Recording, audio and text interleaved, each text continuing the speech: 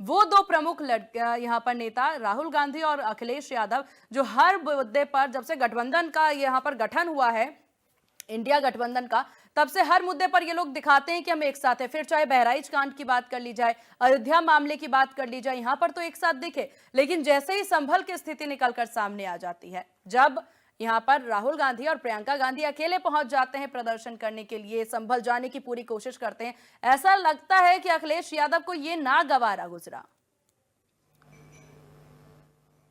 और उपचुनाव में भी स्थितियां देखने को मिली थी सर, सीटों को लेकर। अगर आप किसी दूसरे के घर में घुसने, बिल्कुल, अगर आप किसी दूसरे के घर में उसके क्षेत्र में अनाधिकार चेष्टा करेंगे तो सामने वाले को अच्छा नहीं लगेगा। और अखिलेश यादव बिल्कुल अलग टेम्परामेंट के नेता हैं।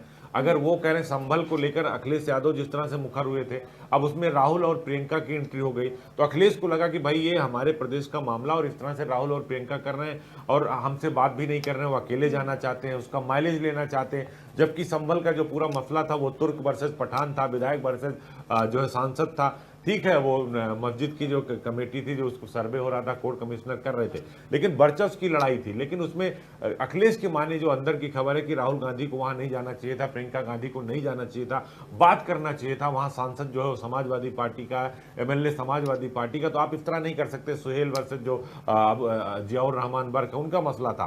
तो वो कहीं ना कहीं एक बड़ा इशू था, बड़ा पॉइंट था जो है अखिलेश यादव को नाराज करने के लिए राहुल गांधी को लेकर, राहुल गांधी से। और अखिलेश यादव ने इसीलिए शायद ये स्टैंड लिया। और जब जैसे ही उन्होंने अडानी का मुद्दा उठाया, उन्होंने कहा नहीं नहीं, हम तो आपके साथ इस मुद्दे पर नहीं है, और डिंपल यादव से बोलवा दिया। खुद नहीं बोले, डिंपल यादव ने बोल दिया, उनके प्रवक्ता बोल दिए। अलग अलग राज्यों में ये जो बिखराव है वो शुरू हो गया। तो इससे इससे आप अंदाजा लगा सकते हैं सीमा, किस उत्तर प्रदेश में अगर कोई विपक्षी दल के तौर पर या वोट बैंक की अगर आप बात करें तो बीजेपी के बाद अखिलेश यादव हैं, समाजवादी पार्टी, उनके पास एक बड़ा वोट बैंक है, और पीडीए की राजनीति भी वही कर रहे हैं, पिछड़ा दलित और अल्पसंख्यक। यही बात तो आजम खान कह रहे हैं अपनी चिट्ठी में कि भाई राहुल गांधी, प्रियंका गांधी आजम खान के मुद्दे को क्यों नहीं उठाते, रामपुर के मुद्दे को क्यों नहीं उठाते और संभल के मुद्दे पर चले जाते हैं। तो क्या मुस्लिम सिर्फ वोट देने के लिए है? राजनीति का एक तरह से पार्ट है, उसको केवल आप शिकार बनाएंगे, और जब आपका काम खत्म हो जाएगा तो आप वहां से चलते बनेंगे।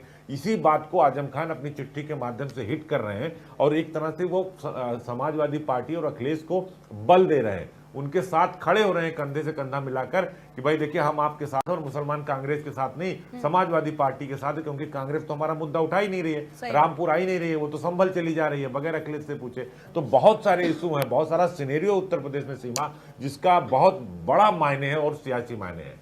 बिल्कुल, और क्योंकि यहाँ पर स्थितियां देखिए, एक तरफ ये लोग कहते नजर आते हैं कि हम एक परिवार हैं, हम गठबंधन है, लेकिन किसी भी एक विषय पर अब ये लोग एकमत होते नजर ही नहीं आ रहे।